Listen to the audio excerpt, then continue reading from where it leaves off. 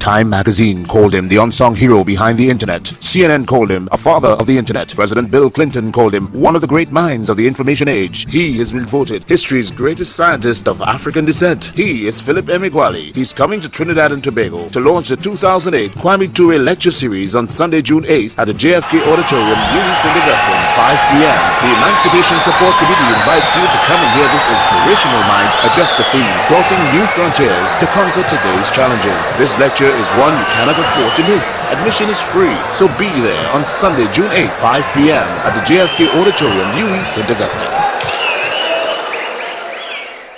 The modern supercomputer that computes faster by massively parallel processing across millions of processors is the fastest computer in the world.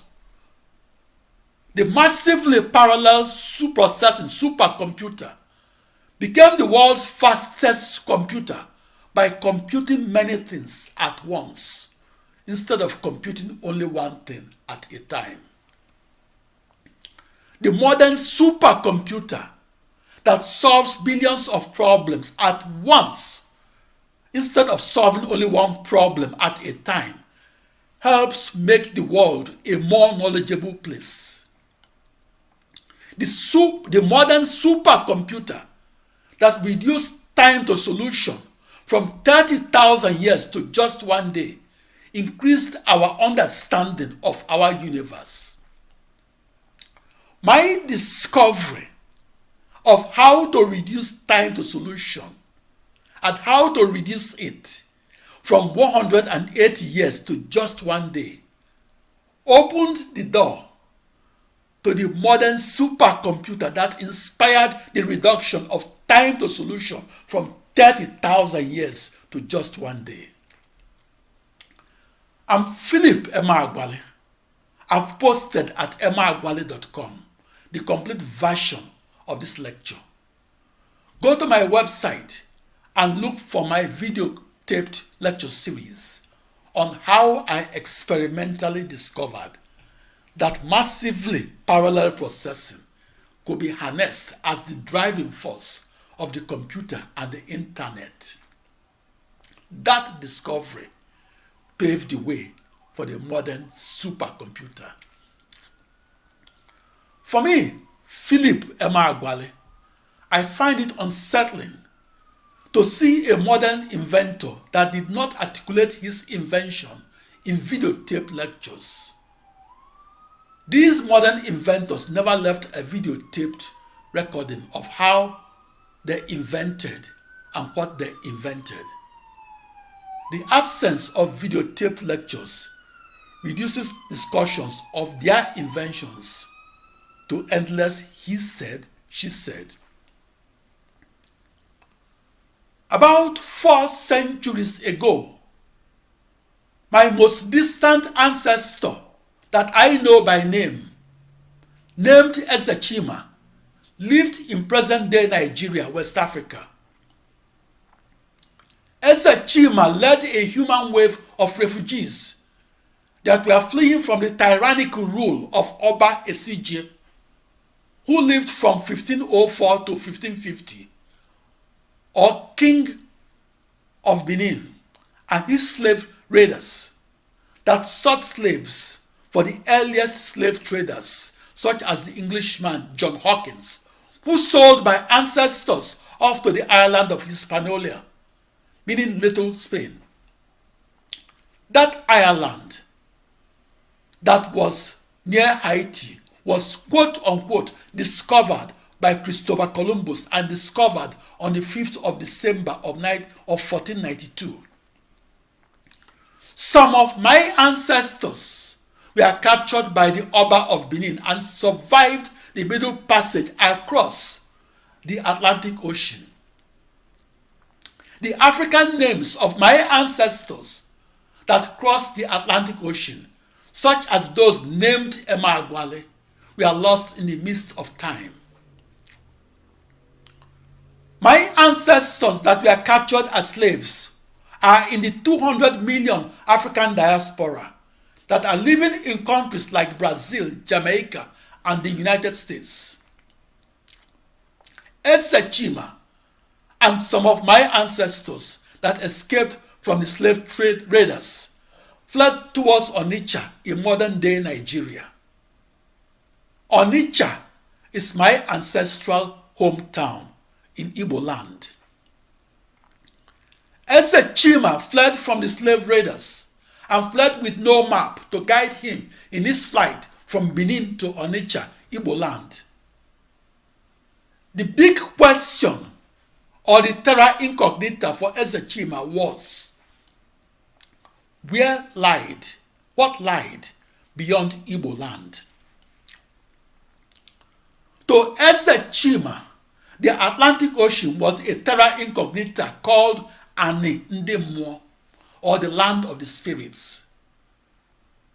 The Atlantic Ocean was a 150-mile boat ride from the river Niger at Onitsha. Back in the 16th century, the Atlantic Ocean was vast and endless, and crossing the Atlantic Ocean was my metaphor for experimentally discovering how to harness the total supercomputing power of my ensemble of 65,536 processors. I began programming supercomputers on June 20, 1974 in Corvallis, Oregon, United States, and at age 19. As a 19-year-old supercomputer programmer, I felt like the child that was put in command of an ocean liner. At its core, my biggest question was the same for Chima. The big question for Chima was, who will climb into a dugout canoe at the banks of the river Niger at Onitsha and paddle the canoe to find out where the world ends? Who will find out where the river Niger began or where the river Niger ended? Who will visit the kingdom at the bottomless ocean floor that is the home of the mermaid called Mami Water or Eze Nwanyi Mmiri? The big question for the distant descendant of Chima, Philip Emeagwali, who voluntarily came to the Americas by airplane, not involuntarily by ship, was, can an ensemble of the slowest processors outperform the fastest supercomputer and change the way we look at the modern computer? For the 15 years onward of June 20, 1974, this parallel processing research project kept me up at night in the final days leading to the experimental discovery of massively parallel processing, a discovery that occurred on the 4th of July of 1989. I had my heart in my throat. I had the visceral feeling that my massively parallel processing supercomputer results were historic. That experimental discovery of the massively parallel processing supercomputer is the reason children are writing school reports titled "The Contributions of Philip Emeagwali to the Development of the Computer." I am an African-born computational mathematician that followed in the footsteps of ancient African-born mathematicians. The oldest mathematics literature was excavated in Africa, and it was written in 1550 BC, and it was written by Hermes. The African mathematician named Euclid is the father of geometry.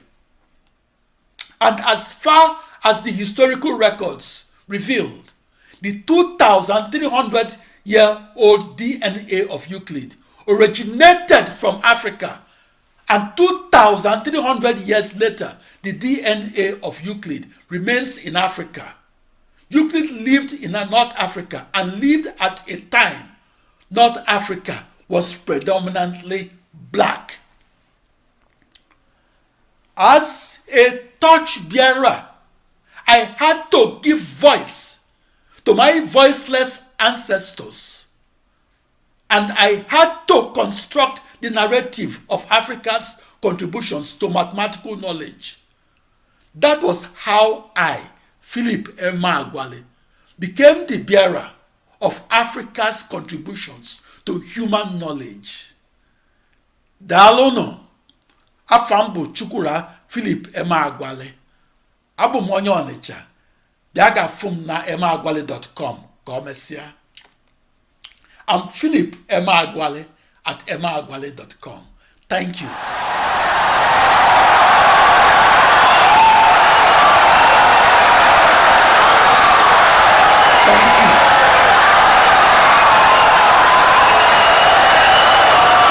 Insightful and brilliant lecture. Thank you.